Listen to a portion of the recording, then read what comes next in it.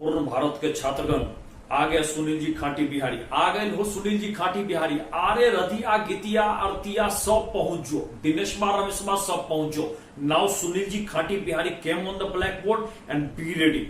अब आपको मैं भूगोल के आपदा और प्रबंधन के अंतिम 2 चैप्टर जो बिहार के 10वीं कक्षा में दिए हैं उनसे संबंधित आपको एक ही लेक्चर सीरीज में तमाम बातें समाप्त कर दे रहा हूं। बस आप 2 बार सुने, 80% से ऊपर नंबर ना आवेगा, मैं मोच काट करके फेंक दूंगा और तैयार हो सब। और इस बार मैं 2 चैप्टर को एक ही साथ प्रस्तुत कर रहा हूं और इस चैप्टर का नाम है आपदा काल में वैकल्पिक संचार व्यवस्था और आपदा और सह अस्तित्व। आइए पहले इसको हम लोग ये जाने कि वैकल्पिक संचार व्यवस्था क्या होती है। जब आपदा आती है, मान लीजिए भूकंप आवे, मान लीजिए बाढ़ आवे, मान लीजिए अगलगी हो जाए, मान लीजिए सुनामी से ले आवे, तो उस स्थिति में सबसे ज्यादा प्रभावित क्या होता है? पहले तो व्यक्ति प्रभावित होता है, इसमें कोई दो मत नहीं है। लेकिन वैकल्पिक संचार व्यवस्था जितनी भी है वो ध्वस्त हो जाती है। इलेक्ट्रिसिटी डिस्टर्ब हो जाता है, टेलीफोन कम्युनिकेशन डिस्टर्ब हो जाता है, मोबाइल नेटवर्क ध्वस्त हो जाता है, तमाम तरह की जो संचार व्यवस्था है वो समाप्त हो जाती है, डिस्टर्ब हो जाती है। तो उस स्थिति में कम्युनिकेशन, लोगों को चिंता होती है कि हमारे रिलेटिव का क्या हो गया, हमारे संबंधी का क्या हुआ, हमारे माँ बाप का क्या हुआ, बेटा बेटी का क्या हुआ। जो व्यक्ति जीवित है वो व्यक्ति अपने संबंधी के लिए चिंतित होते हैं और जो व्यक्ति मृत हो गए वो तो दुनिया से चले गए। जो घायल है उनकी चिंता होती है। तो वैकल्पिक संचार व्यवस्था अर्थात कि मेन स्ट्रीम संचार व्यवस्था यदि ध्वस्त हो गई तो हमारे पास और अल्टरनेटिव क्या है, दूसरा विकल्प क्या है। और दूसरा आपदा और सह अस्तित्व, जो आपके अगले चैप्टर, इन दोनों चैप्टर का मिसाल ही। आपदा में यदि सह अस्तित्व आप मिलजुल करके प्रयास करते हैं तो आपदा ऐसा नहीं है कि नहीं आवेगी, लेकिन उसका असर कम होगा। शुरुआत में करता हूं कि कुछ there are some important factors list. हाँ, तैयार रहते रे गणेश और रमेश तोरे से पूछेंगे। सबसे पहला चीज ये जान लो कि भारत में जो चक्रवात होती है, चक्रवात अर्थात की कहते हैं आंधी तूफान, जिसे भारत के पूर्वी तटीय भाग में ज्यादा होता है। जैसे इधर आप देखिएगा कि चक्रवात आपको बहुत ज्यादा कभी आते रहता है और ये यहाँ पर काफी परेशानी मचाता है। ये आपका उड़ीसा है, आंध्र प्रदेश है, तमिलनाडु है, इधर आपका बराबर देखिएगा तूफान। और ये मैदानी भाग में भी प्रवेश कर जाता है, मैदानी भाग में भी प्रवेश कर जाता है। तो ये तटवर्ती भूभाग में, तटवर्ती कहते हैं कि तट वाला क्षेत्र, तो इसमें और एक और क्षेत्र है आपका, जैसे कि यहां पर आप देखिए कि ये आपका इस तरह का जो बना हुआ है ये गुजरात वाला क्षेत्र है। यहां पर भी बहुत आता है, यहां पर भी आप देखिएगा जो बराबर तूफान उफान कभी कभी आते रहता है। तो ये जो तटवर्ती क्षेत्र है यहां पर आपको बहुत ज्यादा आएगा। एक क्षेत्र और है, आप जान लीजिए, यहां पर जो आप देख रहे हैं ये अंडमान निकोबार द्वीप, यहां भी चूंकि ये भी आपको रहता है हवा के रोश पर, हवा के चोट पर यहां पर भी ज्यादा आता है। तो यहां पर तूफान फिर आए कि गंगा और ब्रह्मपुत्र के तटीय मैदान में, भारत की सबसे बड़ी नदी हम जानते, भारत में बहने वाली सबसे बड़ी नदी गंगा नदी है और भारत को टच करने वाली सबसे बड़ी नदी ब्रह्मपुत्र नदी है। चूंकि ब्रह्मपुत्र नदी का बहुत बड़ा भाग भारत के बाहर से बहता है, इसलिए उसको भारत में बहने वाली सबसे बड़ी नदी न मानते। लेकिन गंगा का जो तटीय क्षेत्र है, ब्रह्मपुत्र का जो तटीय क्षेत्र है, वहां प्रायः बाढ़ आती है। अब यहां पर हम लोग जो देखते हैं कि भारत का 56% भूभाग ये एक और आफत से पीड़ित रहता है और वो भूभाग है भूकंप से पीड़ित होना। भूकंप कब आवेगा, कैसे आवेगा, ये आज तक कोई व्यक्ति इसको प्रिडिक्ट नहीं कर पाया है। इसके बाद भारत के 16 राज्य ऐसे हैं और उसके 16% भाग, 16 राज्य के जो सूखे के चपेट में आते। जल्दी से बोल, भारत के कितना प्रतिशत भाग भूकंप से? जल्दी बोल, रमेश तोरे से पूछ रहे हैं। इसका उत्तर 56% भूभाग, बिल्कुल सही जवाब। चल अर्तिया तोरा से पूछ रहे हैं, भारत के कितने राज्य सूखा से प्राय प्रभावित होते? 16 राज्य। बहुत बढ़िया 80% नंबर आएगा। चल रे दिनेश मारवो 10 गिनवो 1। भारत के 16 राज्य में कितने प्रतिशत भूभाग प्राय सूखा के चपेट में रहते हैं? 16% भाग। वाह वाह वाह वाह, कमाल है। चलो अब इसमें देखो कि जब आपदा आती है, आफत आती है, तो उस स्थिति में हमने कहा कि संचार का नेटवर्क ध्वस्त हो जाता है। जो अब इसमें उतना ही नहीं है, सिर्फ कम्युनिकेशन डिस्टर्ब नहीं होता है, रेल संचार, रेलवे लाइन डिस्टर्ब हो जाता है, सड़क टूट जाता है, कई तरह की बाधाएं चली आती है। तो उस स्थिति में वैकल्पिक संचार व्यवस्था में रेडियो संचार, रेडियो कम्युनिकेशन एक महत्वपूर्ण भूमिका निभाता है। रेडियो चूंकि बैटरी पर भी चल सकता है और ये महत्वपूर्ण भूमिका निभाता है। तो रेडियो में ये इलेक्ट्रोमैग्नेटिक होती है। इलेक्ट्रोमैग्नेटिक इसमें तरंग चलती है। इलेक्ट्रोमैग्नेटिक क्या है इसको हम लोग फिजिक्स में देखेंगे। तो इसमें लो और हाई और एक्सट्रीमली हाई फ्रीक्वेंसी से हम लोग रेडियो को संचालित कर सकते हैं। जितना उसका रेंज देना चाहते हैं उसी अनुसार ये हम लोग लो या हाई या एक्सट्रीमली हाई फ्रीक्वेंसी मॉड्यूलेशन का हम लोग बनाते हैं। आमतौर पर जो वैकल्पिक जो रेडियो व्यवस्था तैयार करते हैं वो 5 से 50 किलोमीटर तक के लिए यह अच्छा रहता है। वैसे आप देखिएगा कि जब भी बाढ़ आवे या सुनामी आवे या चक्रवात आवे तो रेडियो आप ले जा सकते हैं, लेकिन उस स्थिति में एक आपका कि हैम रेडियो का नाम आता है। हैम चूंकि एक 3 स्थान था, 1908 के दशक में कहा जाता है कि 3 ऐसे स्थान था जहां पर लोकल रेडियो संचार किया गया था। तो वो तीनों स्थान का शॉर्ट फॉर्म लगा करके हैम बना दिया गया। इसको एक दूसरा शब्दों में कहते हैं एमेच्योर रेडियो।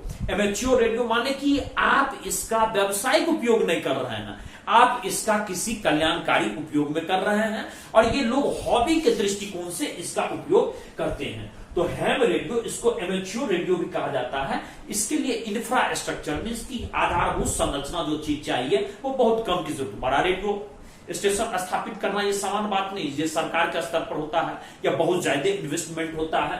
लेकिन हैम रेडियो कम और इसको गैर वाणिज्यिक प्रयोजन के लिए इसका इस्तेमाल किया जाता है। गैर वाणिज्यिक माने क्या, not for the commercial use. इसको कमर्शियल, इसको हम कल्याणकारी क्षेत्र में ज्यादा इस्तेमाल करते हैं। वर्तमान में देखिए 15,000 से अधिक हैम रेडियो ये कार्यरत हैं या एमेच्योर रेडियो। अब एक बात बता, जल्दी बोल, नस फाड़ देंगे, दिनेश वातोरे से पूछ रहे हैं एमेच्योर रेडियो का दूसरा नाम क्या है? Ham radio. वाह वाह वाह वाह दिनेश वाह, ठीक है। अब चल रजी बातोरा से पूछ रहे हैं हैम क्यों नाम पड़ा? हैम इसलिए नाम पड़ा कि 3 अलग अलग छोटे छोटे जगह पर जो रेडियो स्टेशन 1908 में बनाया गया था उसी का पहला नाम से ये जोड़ा गया था, ताकि बड़ा बड़ा नाम था, इसको बोलने में दोहराना नहीं पड़े।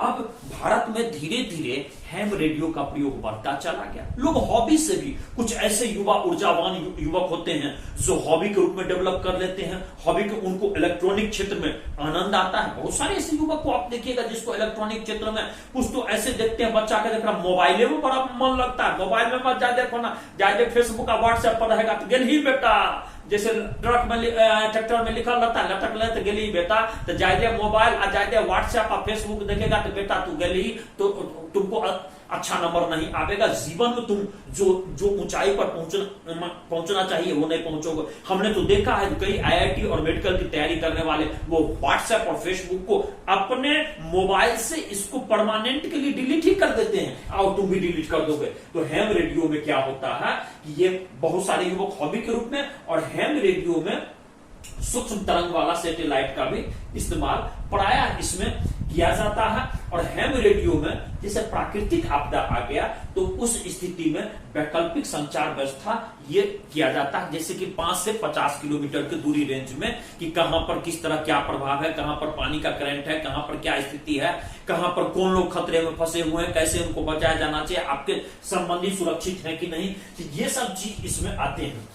अब देखिए इसमें कि ये उसमें जैसे कुछ उदाहरण कि हैम रेडियो ने कब अच्छी भूमिका निभाया, तो 1999 में उड़ीसा में सुपर साइक्लोन आई थी, भयंकर तूफान जिसमें उड़ीसा का व्यापक नुकसान भी लाया था। वहां पर हैम रेडियो ने काफी अच्छा काम किया था। हालांकि बहुत ज्यादा जान माल की हानि हुई थी, लेकिन वहां पर हैम रेडियो ने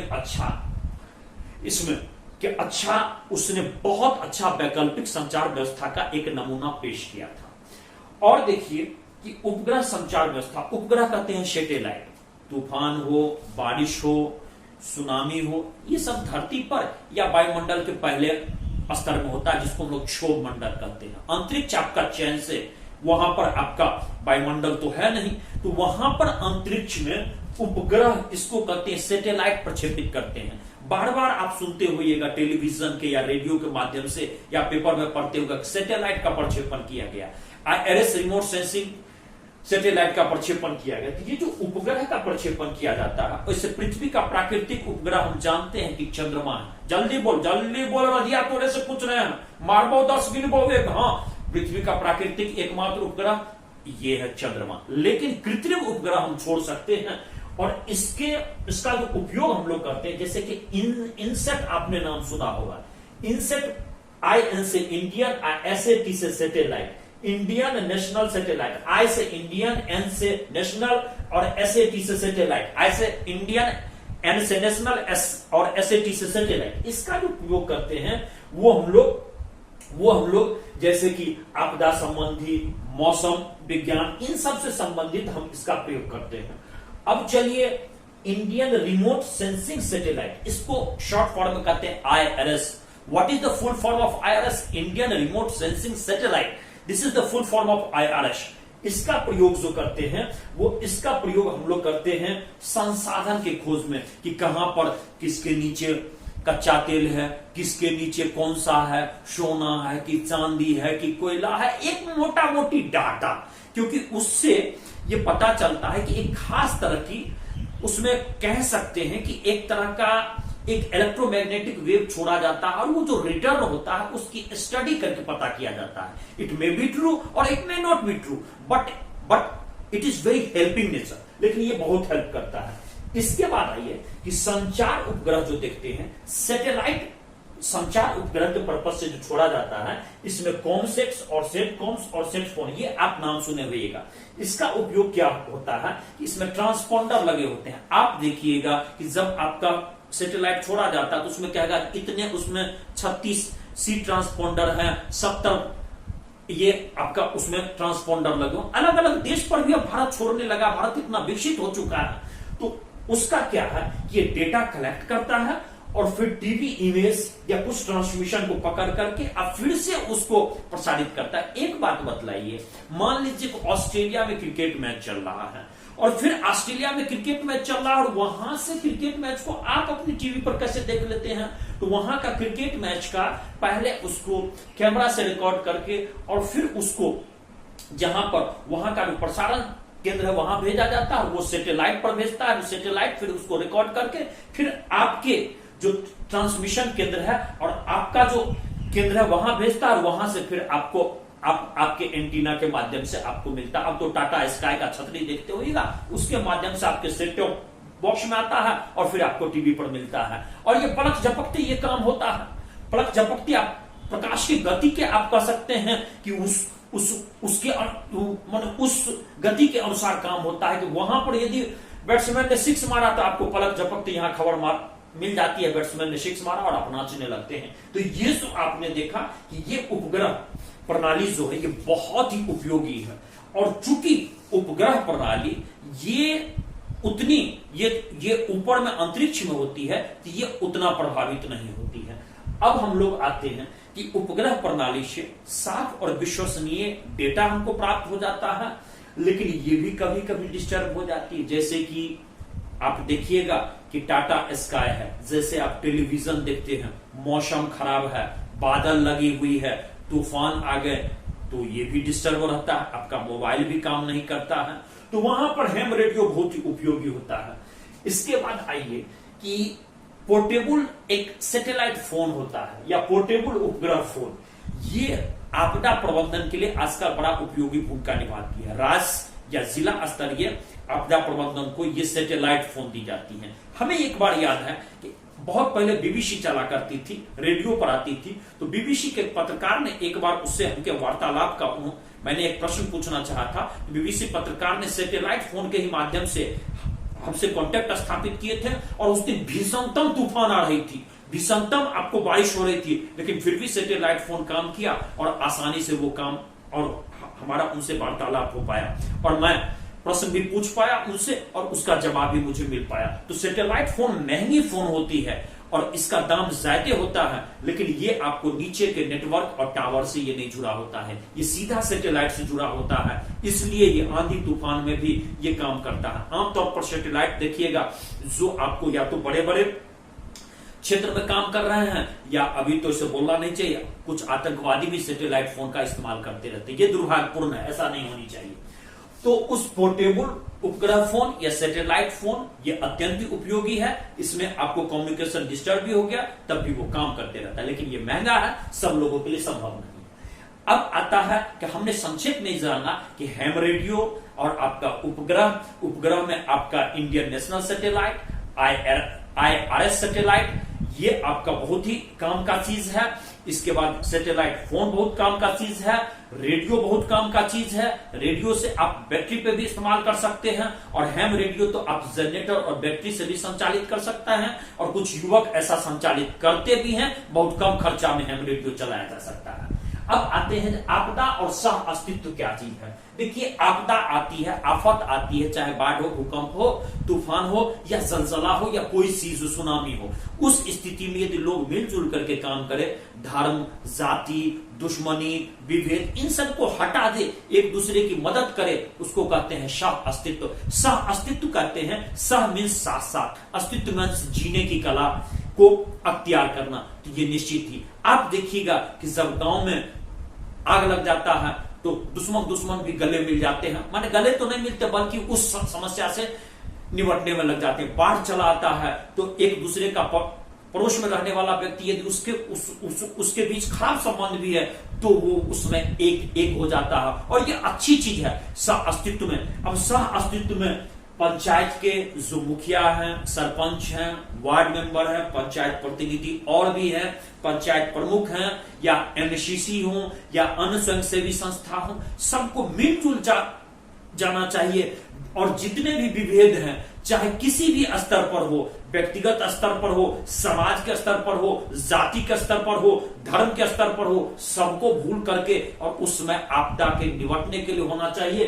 तो वो आपदा प्रभावकारी कम होती है, उससे नुकसान बहुत कम होता है, लोग का जान माल की क्षति कम होती है, ऐसा होना चाहिए। जैसा कि देखिए, गुजरात में 26 जनवरी 2001 कब जल्दी बोलेगा ना, तोरे से पूछ रहे हैं, मारबो 10 गिनबो, एक नस फाड़ दो, कब हुआ था? गुजरात में भयंकर भूकंप भुज में कब आई थी? 26 जनवरी 2001। उसमें नरेंद्र मोदी ही वहां के मुख्यमंत्री थे। मुख्यमंत्री बनने के साथ ही उनको अब ये गुजरात का भूकंप, वहां पर बहुत अच्छा उन्होंने काम किया था, जिसके कारण उनको ख्याति भी मिली, प्रतिष्ठा भी मिली। ये हुआ था जिसमें 6.9 तीव्रता का भूकंप रिक्टर स्केल पर आया था। हमने आपको पहले ही कह दिया है कि 6.2 से जैसे ही रिक्टर स्केल का जायदे का भूकंप होगा, भयंकर विनाशकारी होगा। काफी विनाश हुई थी, 1300 से ज्यादा व्यक्ति मरे थे, 1.67 ज्यादा लाख व्यक्ति घायल हुए थे, 21 जिला प्रभावित हुआ था, और कुल मिलाकर के 1.97 लाख व्यक्ति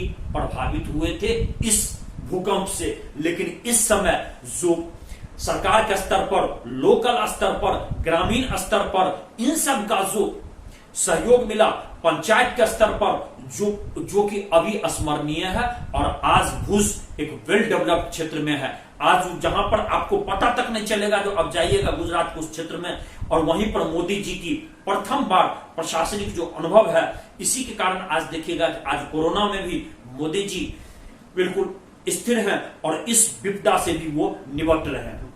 और ये सह अस्तित्व में इन सब की भूमिका बहुत ही महत्वपूर्ण होती है, चाहे केंद्र की एजेंसी हो, राज्य की एजेंसी हो, गांव की एजेंसी हो, लोग का हो, समाज का हो, बड़े बुजुर्ग का हो, युवा का हो, एनसीसी का हो, और इसमें हम कह सकते हैं कि चाहे एनजीओ का हो, इन सब की भूमिका बहुत महत्वपूर्ण है।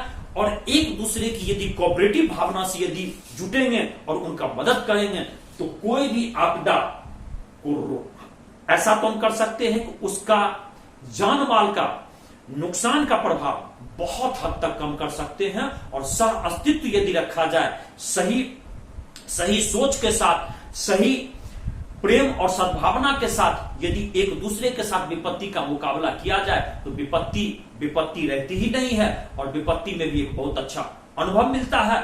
इसलिए हम ये कह सकते हैं कि आपदा काल में वैकल्पिक संचार प्रबंधन और सह अस्तित्व का यदि हम संतुलित और समग्र प्रयोग करते हैं तो आपदा लगेगी नहीं।